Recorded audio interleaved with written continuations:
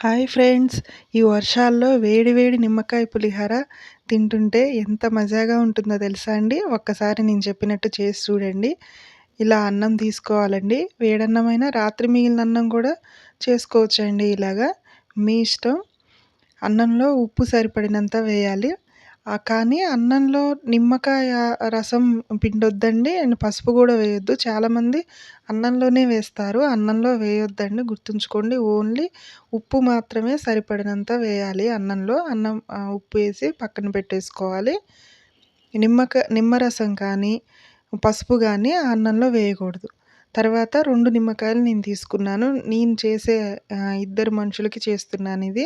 నేను చేసే నిమ్మకాయ పులిహోరకి చిన్న నిమ్మకాయ ఒకటి, పెద్ద నిమ్మకాయ ఒకటి 2 తీసుకున్నాను చూడండి. ఈ నిమ్మకాయ టీ స్ట్రెయినర్ ఉంటుంది గదండీ! స్ట్రెయినర్‌లో అది పిండితే గింజలు ఈజీగా వేరవుతాయండి.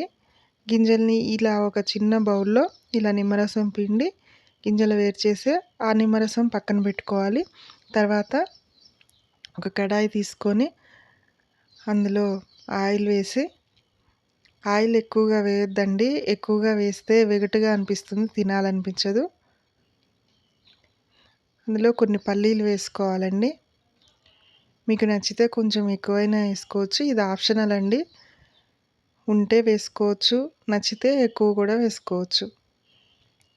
తర్వాత ఎండుమిర్చి ఒక 4 వేశానండి.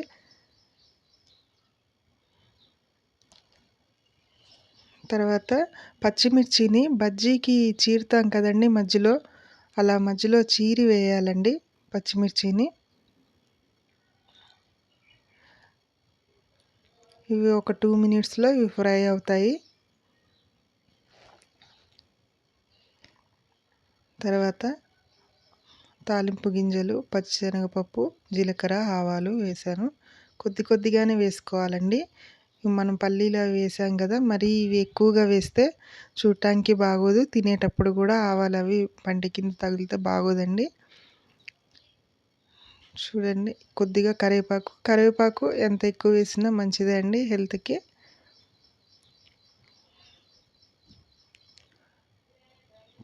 అవి ఫ్రై అవ్వడానికి 2 మినిట్స్ టైం పడుతుంది. 2 మినిట్స్ అవన్నీ ఫ్రై అయిన తర్వాత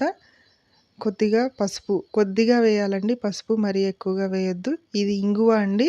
2 చిటికెల ఇంగువ. చిటికెడేసినా సరిపోతుంది. ఇంగువ లేకపోతే అసలు ఈ పులిహోర చేయడమే వేస్ట్ అండి. ఇంగువతోనే అసలైన టేస్ట్ వస్తుంది. నిమ్మకాయ పులిహోర అయినా, చింతపండు పులిహోర అయినా గుర్తుపెట్టుకోండి. ఇంగువ కంపల్సరీ, ఖచ్చితంగా వేయాల్సింది ఇంగువ అండి. తర్వాత ఒక 2 మినిట్స్ ఉన్న తర్వాత, ఫ్రై అయిన తర్వాత మనం ముందుగా నిమ్మరసం పెట్టుకున్నాం కదా పక్కన, ఆ నిమ్మరసం అందులో వేసేయాలి. ఆ నిమ్మరసం, పుల్లటి నిమ్మరసంలో పచ్చిమిర్చి, ఎండుమిర్చి, పల్లీలు మంచిగా ఫ్రై అవుతాయండి. మంచిగా పుల్లగా ఉంటాయండి. ఆ మిర్చి తినేటప్పుడు మనకి పుల్లగా ఉంటుంది. ఇలా ఫ్రై అయిన తర్వాత ఒక 5 మినిట్స్ 2 మినిట్స్ నిమ్మరసంలో ఉడికిన తర్వాత మనం పక్కన పెట్టుకున్నాం కదా సాల్ట్ కలిపిన అన్నం, ఆ సాల్ట్ కలిపిన అన్నం వేసేయాలండి అందులో.